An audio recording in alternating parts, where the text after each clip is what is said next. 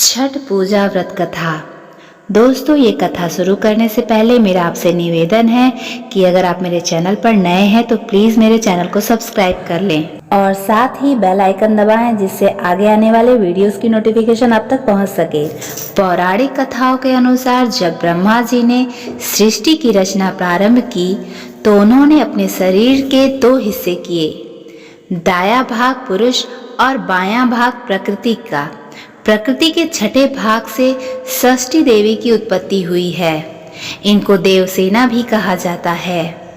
जो व्यक्ति षष्ठी देवी की पूजा करता है उनके मन की मुराद अवश्य पूरी होती है। एक समय की बात है, एक राजा प्रियवंदन थे जिनकी पत्नी का नाम मालिनी था। विवाह के काफी वर्ष बीतने के बाद भी उनको कोई संतान नहीं हुई। तब उन्होंने कश्यप ऋषि से इसका समाधान पूछा तो उन्होंने पुत्र प्राप्ति के लिए यज्ञ कराने का सुझाव दिया। कश्यप ऋषि ने पुत्र प्राप्ति के लिए यज्ञ किया और राजा की पत्नी मालिनी को प्रसाद स्वरूप खीर खाने को दिया।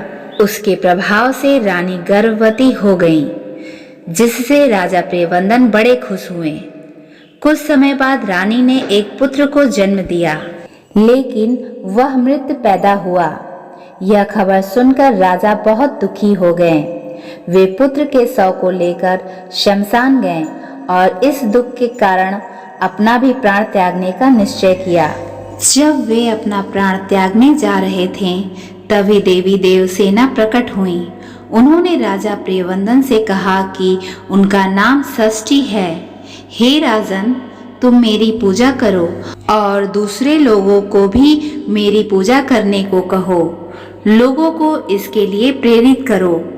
देवी देवसेना की आज्ञा अनुसार राजा प्रियवंदन ने कार्तिक माह के शुक्ल पक्ष की षष्ठी तिथि को छठ पूजा की। उन्होंने यह पूजा पुत्र प्राप्ति की कामना से की थी। छठी मैया के शुभ आशीर्वाद से राजा प्रियवंदन को पुत्र प्राप्ति हुई। तब से हर साल कार्तिक शुक्ल षष्ठी को छठ पूजा की जाने लगी। जो व्यक्ति जिस मनोकामना के साथ छठ पूजा का व्रत रखता है और उसे विधि विधान से पूरा करता है, छठी मैया के आशीष से उसकी मनोकामनाएं अवश्य पूर्ण होती हैं। लोग पुत्र प्राप्ति और संतान के सुखी जीवन के लिए यह व्रत रखते हैं। तो दोस्तों, आपको ये कथा कैसी लगी मुझे कमेंट करके ज़रूर बताएं और चैनल को सब्सक्राइब करें ताकि आगे आने वाले वीडियोस की नोटिफिकेशन आप तक पहुंच सके। धन्यवाद।